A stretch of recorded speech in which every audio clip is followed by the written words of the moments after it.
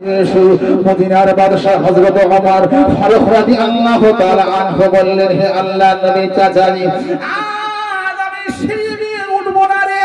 আল্লাহ নবী দিন দুনিয়ার বাদশাহ, আল্লাহ পাকের রাসূল দিন দুনিয়ার বাদশাহ, আল্লাহ পাকের হাবিব দিন দুনিয়ার বাদশাহ।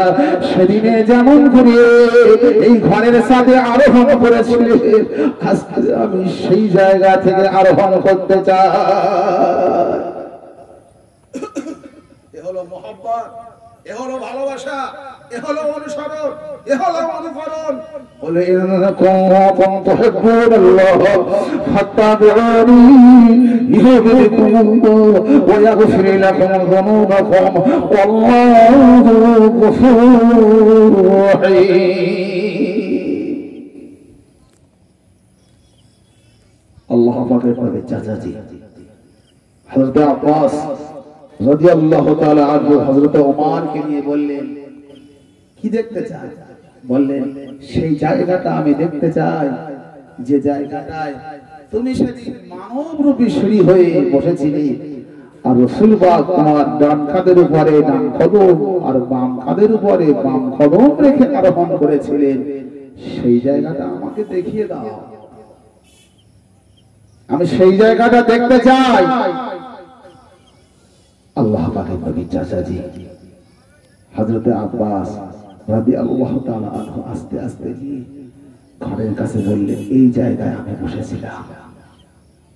আল্লাহ নবী এই জায়গায় আমার কাঁধে কদম রেখে আমার ঘরের ছাদে আরোহণ করেছিলেন। মদিনা শরীফের বাদশাহ আমিরুল মুমিনিন খলিফাতুল মুসলিমিন হযরত ওমর ফারুক রাদিয়াল্লাহু তাআলা আনহু হুজুর আবাদ গুটি পায় যে জায়গায় নবীজি বসেছিলেন ওই জায়গায় তিনি বসে গেলেন।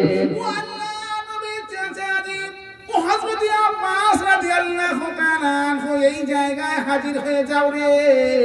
আল্লাহ নবী দিন দুনিয়ার বাদশাহ যেমন তোমার ডান কাঁধে ডান কদম রেখেছেন, বাম কাঁধে বাম কদমটা রেখেছিলেন, আজকে আমি মদিনার বাদশাহ এখানে বসে গেলাম। তোমার ডান কদমটা নিয়ে তুমি আমার ডান কাঁধে রেখে দাও রে, তোমার বাম কদমটা নিয়ে তুমি আমার বাম কাঁধে রেখে দাও রে। হযরতে আব্বাস রাদিয়াল্লাহু তাআলা আনহু শিকার হয় না, শিকার ঘোরানো যায় না, শিকার হয় না, রাজি হয় না। ও হযরত ওমর ফারুক মদিনার বাদশাহ, আমার বেয়াদবি হয়ে যাবে, এটা সম্ভব নয়, এটা সম্ভব নয়। মদিনার বাদশার উপরে, মদিনার বাদশার কাঁধে আমি কদম রাখবো ক্ষমতা আমার নাই। আপনি আমার রাজা আর আমি আপনার প্রজা।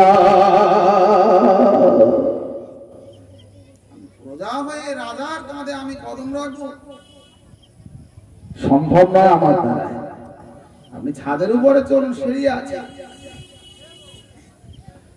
হযরত ওমর ফারুক রাদিয়াল্লাহু তাআলা বললেন, বড় ভুল আমি করেছি, সিঁড়ি দিয়ে নয়। মদিনার মানুষ ওমরের শাস্তিটা দেখেনি।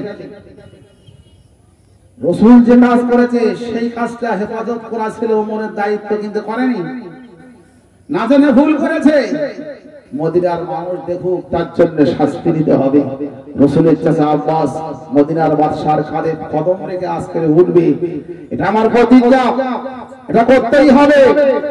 হযরত ওমর ফারুক বসে গেলেন, আর হযরত আব্বাস রাদিয়াল্লাহু তাআলা আনহু হযরত ওমর ফারুকের ডান কাঁধে ডান কদমটা রেখে দিয়ে বাম কাঁধে বাম কদমটা রেখে দিয়ে আস্তে আস্তে ঘরে ছাদের উপরে আরোহণ করলেন।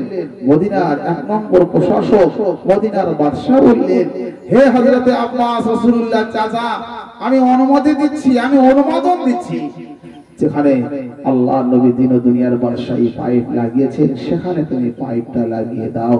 নামাজীদের কষ্ট হোক, রাস্তা খারাপ হোক, আমার কিছু করার নাই। আমার রাসূলুল্লাহ যেটা করে গেছে সেটা আমি হেফাজত করতে চাই। জোরে বলুন সুবহানাল্লাহ।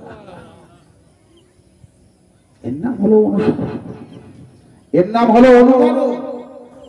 শরীফের মসজিদে এসে হযরত ওমর হইচই করে আসছেন, ছুটে ছুটে আসছেন। সব লোক বলে, কি রে মদিনার বাদশা এভাবে আসছে কেন? এসে দেখে যে মেম্বারের কাছে এসে মেম্বারের কাছে এসে রাসূলুল্লাহ যে মেম্বারের উপরে খুতবা পড়তেন সেখানে যেখানে পা রাখতেন ওখানে দুটো হাত রেখে মাটিটা নিয়ে ধুলোটা নিয়ে মুখে আর বুকে আস্তে আস্তে লাগাচ্ছেন। জোরে বলুন সুবহানাল্লাহ। মদিনার সাহাবারা বলছেন খবর কি? মদিনার বাদশা বলেন নবীর কথা আমার স্মরণ হয়ে গেছে, তাই আমি ছুটে ছুটে এসেছি। আমি এই জায়গায় এসে রাসূলুল্লাহ যেখানে কলম রাখতেন আমি সেখানে একটু ধুলোটা নিয়ে আমার চেহারা লাগিয়ে দিলাম। একটু দোয়া চাই, আল্লাহুম্মা আমিন। ربنا فاغفر لنا ذنوبنا وكفر عنا سيئاتنا وتوفنا مع الأبرار ربنا لا تجعلنا فتنة للقوم الظالمين ونجنا برحمتك من القوم الكافرين اللهم صل على سيدنا محمد النبي الأمي وآله وسلم ما في لما الشهيد والشريف نزاد الماء হিসাবে আপনি কবুল করে নেবেন। আমার শামসুল ভাই আল্লাহ এই এলাকার জওয়ান যুবক কমিটি সমিতিদেরকে নিয়ে আল্লাহ এই গ্রামবাসীদের মা বোনদের কাছ থেকে চাঁদা পত্র তুলে নিয়ে এসে আল্লাহ এই মাহফিল কায়েম করেছে। আল্লাহ পাক আল্লাহ তাআলা এই মাহফিল নাজাতের মাহফিল হিসাবে আল্লাহ আপনার শহীদ ওয়াল শরীফে কবুল করে নিন। আল্লাহ আমরা অনেকে বাফারা বাহারা বেটা হারা বেটি হারা বিবি বাচ্চা হারা মরের মানুষরা আপন হারা স্বজন হারা আল্লাহ তাআলা আমাদের মাইয়াতদের আরওয়াকে সওয়াব পৌঁছে দেবেন। আল্লাহ তাআলা এই গ্রামে যত কবরস্থান আছে সমস্ত কবরস্থানের মাইয়াতদের আরওয়াকে সওয়াব পৌঁছে দেবেন। আল্লাহ পাক আল্লাহ তাআলা আমাদের চাকরি নেই বাকরি নাই আমাদের বাচ্চারা আল্লাহ চাষবাস করে খায়, আল্লাহ বাগান বাগিচা করে খায়, আল্লাহ পাক গতরে খেতে খায়, দর্জির কাজ করে খায়, দেশে বিদেশে আয় উন্নতি করে। আল্লাহ সমস্ত রকমের অপ্রীতিকর ঘটনা থেকে হেফাজত করবেন। সেই টাকা এনে শামসুল ভাইয়ের হাতে তুলে দেয় আল্লাহ, সেই টাকায় জলসা আল্লাহ আপনি ব্যবসা বাণিজ্যে আল্লাহ চাষাবাদে আল্লাহ দর্জির কাজে আল্লাহ পাক আল্লাহ তাআলা গতরে ইমানে আমালে আল্লাহ আপনি বরকত করবেন। আল্লাহ পাক আল্লাহ তাআলা হিন্দুস্তানের জমিনে আমরা ইউনুস নবীর মতো মাসের পড়ে গেছে। আল্লাহ আমাদের জান মাল ইজ্জত আমরা মসজিদ মাদ্রাসার কোনো নিরাপত্তা নাই, আল্লাহ হেফাজত করবেন। গাজার মুসলমান ফিলিস্তিনকে হেফাজত করবেন, মায়ানমারের ইমানদারদের হেফাজত করবেন, সারা পৃথিবীর ইমানদারেরা যেখানে যারা মুসিবতে আছে আল্লাহ হেফাজত করবেন। সেই দোয়া চাই আল্লাহ যে জায়গায় পড়লে আমাদের কবরের মাটি জুটবে, কাফনের কাপড় জুটবে, ইমানদারেরা জানাজা নামাজ পড়ে দুয়া তুলে আপনার শাহী দরবার শুনবে আমিন বলে দোয়া চাইবে। আল্লাহ তাআলা সেই জায়গায় যেন আমাদের মওত যখন নসিব হয়, ঈমান আর ইজ্জতের মওত যেন নসিব হয়, ইজ্জতের মওতটা যেন আমাদের কপালে নসিব না হয়। ফুরফুরা শরীফের দরবারে দোয়া, আজমির শরীফের দরবারে দোয়া, বাগদাদ শরীফের দরবারে দোয়া, সারহান শরীফের দরবারে দোয়া, কাবা বাইতুল্লাহ শরীফের দরবারে দোয়া, রাসূলুল্লাহর দোয়া আর আপনার দয়া আমাদের সকলের নসিব করবেন।